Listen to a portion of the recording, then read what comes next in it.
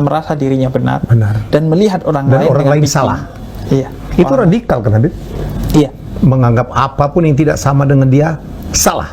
Betul. Itu namanya takfiri, mengkafirkan orang lain yang berbeda. Gampang betul dengan mengkafirkan orang. Dan orang pertama yang dikafirkan oleh dia adalah Sayyidina Ali bin Abi Thalib, dan dibunuh dalam keadaan sedang sujud di masjidnya oleh seorang yang hafal Quran, pembaca Al-Quran, seorang muslim yang taat. Jadi dari dulu tuh udah ada ya? Udah ada. Bahkan bisa ditarik ke zaman Nabi Muhammad.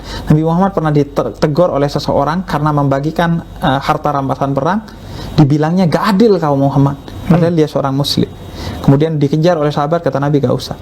Dari dia suatu hari akan lahir ujian umat Islam, yaitu orang yang mengaku pembaca, penghafal Al-Quran, mengaku Islam, tapi Islam hanya sampai batang tenggorokannya, tidak masuk ke hati dan pikiran. Siapa itu?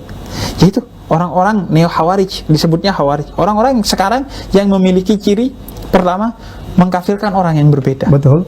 Nabi Muhammad mengislamkan, ini malah mengkafirkan.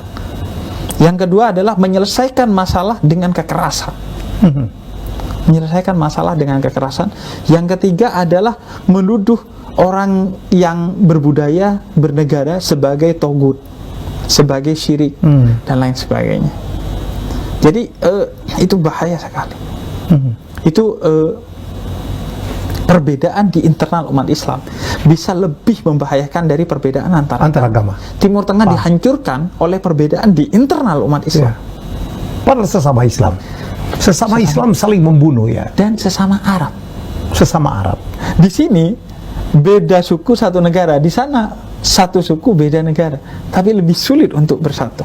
Dan pan-islamisme gagal, pan-arabisme gagal. Karena apa menurut saya? Karena agama ditanamkan secara dogma, bukan dari kesadaran. Bukan dari kesadaran. Kalau di sini secara kesadaran, sehingga salah satu capaian kita dijajah Belanda ratusan tahun menurut populernya, tapi agamanya gak berubah. Karena akulturasi agama dan budaya. Agama meresap ke hati orang. Agama sebagai way of life bagi kita, sehingga sulit dicerabut. Makanya saya bilang, nggak khawatir itu collab sama non muslim, nggak pernah khawatir. Penjajah aja pernah jajah sini, kita tetap Islam. Karena biasanya penjajahan itu membawa agama ya. Membawa agama, salah satu misinya kan pasti gospel. Membawa termasuk waktu Islam menguasai Andalusia kan, negara itu menjadi Islam semua ya. Betul. Begitu Islam kalah, berbalik semua. Betul. Salah satu monumen paling menarik tentang hal itu adalah Hagia Sophia. Hagia Sophia di Turki ya, pernah jadi gereja, diubah jadi masjid, diubah jadi museum, sekarang diubah jadi masjid. Itu kan menunjukkan bahwa setiap penjajahan biasanya membawa agama, karena agama itu kan alat untuk mencandu orang paling enak, paling gampang. Agama atas nama agama, membunuh atas nama agama, menyebarkan hoax itu baunya anyir, tapi kalau dibungkus dengan agama seolah-olah wangi. Karena itu banyak hoax atas nama agama.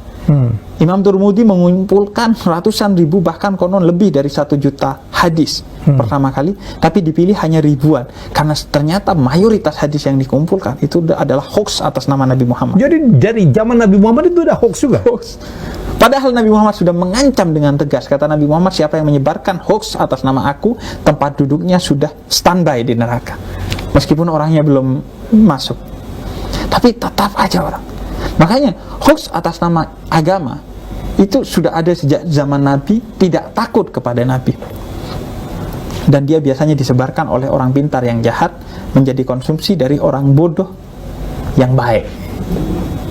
Banyak orang yang baik, tapi dia gak bisa membedakan mana hoax, mana enggak. Riset terbaru saya baca, 63% orang Indonesia gak bisa bedakan mana hoax, mana enggak. Bahkan lucunya Bang Helmi, saya beberapa hari lalu ngepost saya jualan buku, saya ngepost buku, beli di sini, saya kasih akunnya. Komen pertanyaannya Bang Helmi, belinya di mana, Bib? Literasi kita. Dari nggak nyampe 1 paragraf Bang Helmi. 3 kalimat, belinya di sini. Nanya komen. It happened to me. Saya kan lagi launching buku nih, sudah jelas hubungi di sini. Hubungin siapa Pak Helmi? Literasi kita sangat rendah. Orang Jepang di halte baca buku, orang Indonesia di perpustakaan pacaran. Literasi kita. Dan bagi saya itu salah satu bencana terbesar kita. Literasi yang rendah. Literasi yang rendah. Jadi membuat gampang-gampang diperdaya ya. Termasuk umat Islam. Ayat pertama, Iqra, bacalah. Karena dari membaca itu kamu akan selesai urusan dunia dan akhiratmu. Kamu aman di dunia dan akhirat. Tapi literasi umat Islam itu rendah sekali. Sekarang Bang Helmi, saya sering bilang Imam Ghazali itu karyanya berapa banyak. Padahal risetnya gak dibantu dengan Google, alat tulisnya gak dibantu dengan laptop. Saya nulis buku, ini buku saya sudah setahun. Gak bisa nulis buku lagi. Itu literasi kita rendah sekali. Rendah literasi dalam hal menulis, membaca, atau apalagi sekarang dengan kritikal dalam reading, membaca dengan cermat. Apalagi dengan budaya medsos sekarang, Habib ya. Apalagi belum tahu kebenarannya di repost. Betul. Ya, itu terjadi, dan ini termasuk penanggulangan COVID itu banyak sekali hoax yang betul. Makanya tidak bertanggung jawab. Saya sering bilang tantangan kita sekarang bukan hanya pandemi, tapi infodemi. Ya, infodeminya mana? Hoax tentang pandemi, hoax tentang vaksin. Vaksin nggak vaksin, gue mati kok, Bib. Iya, makan nggak makan juga lo mati. Apakah lo kemudian memilih untuk nggak makan? Nggak makan. Bib, jangan takut corona, takutlah kepada Tuhan. Sayyidina Umar orang yang paling pemberani dan paling beriman.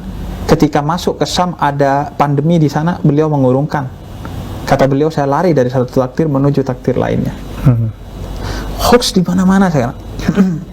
Atas nama. Jadi ini bencana yang bisa jadi lebih besar dari pandemi.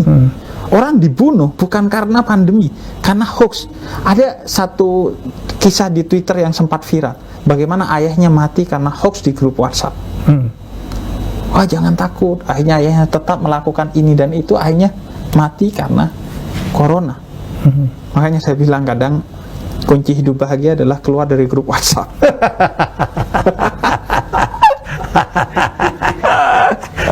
Yang bicara tapi pelaku medsos. Iya, makanya itu salah satu rumah cahaya nama saya yang ya, rumah cahaya ini rumah sehat mental yang saya bangun di Cinere melalui Yayasan Pemuda Tersesat. Itu salah satu poin utamanya adalah mengentaskan ketergantungan kepada gadget. Mengapa? Karena saya orang yang paling tergantung